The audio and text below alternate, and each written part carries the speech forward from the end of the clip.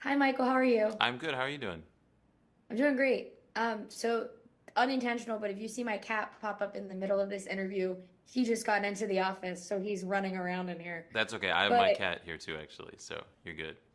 I do love this cat. Like I could talk to you about the cat, I think the entire time because before I even went into that movie, my friends who I was sitting with were like, "There's no way that cat is makes it in past the first 5 minutes," and I was like, "You don't know cats, dude." Like I was like, if anything's surviving an apocalypse, it's a cat. But I do love how not only is this movie about human connection, but it's also about like just connecting with something because like we see it often when Joseph Quinn kind of when Eric needs to hold that cat and like just have that feeling in his arms when you're making something that is, a quiet place, we know these aliens are coming, we know that they're attacking people. How important is it for you as a filmmaker to make sure those really human moments stick out so then we're not losing the humanity these characters are having? I mean, that's the most important part for me. Like, that was what interested me about the project. That's why I loved the first two films, that they had these really, really human, dramatic stories at their core. And yeah, if I, in coming up with Sam's character, that became the real spine of the story, like what she's going through and how that reflects on sort of the world falling apart around her and how she interacts with people. That's kind of everything, and everything has to feed into that. Even the big, scary action set pieces have to be told through her perspective and what she's going through. So yeah, I mean, that kind of is the meat of the movie for me, and everything else is sort of just some of the spice that goes on it. But yeah, the human emotional story is super important to me.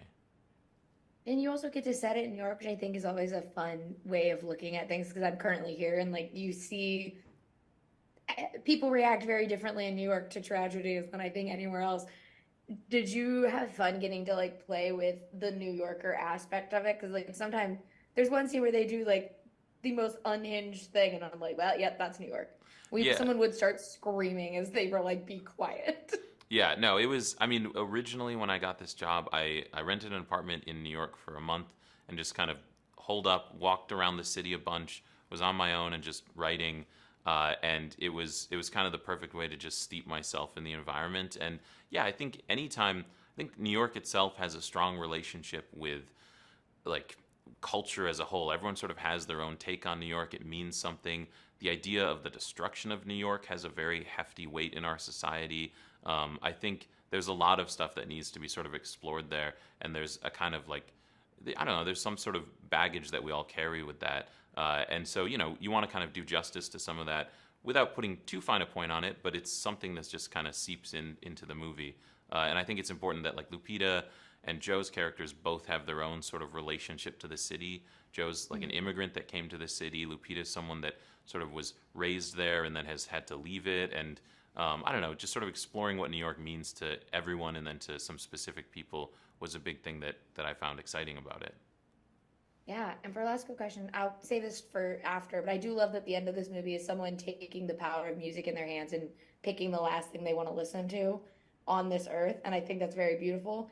Is there a song for you that means like that much that like if I had to listen to this as my last song, I would?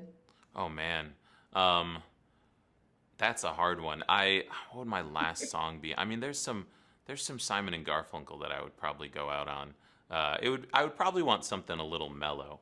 You But would go out on Only Living Boy in New York. Just that be that might be like, a little too much, but yeah, I mean, let's do it. Let's do it. Yeah, I don't know. That's a hard one. Maybe a whole album would be good. Maybe a little Nutrimilk Hotel in the airplane over the sea. That would be a good one to go out on. that'd be good. Oh my gosh, thank you so much for talking with me. I really, really love this movie, and I can't wait for everyone to get to see it. Thank you so much. Thank you. Have a great one.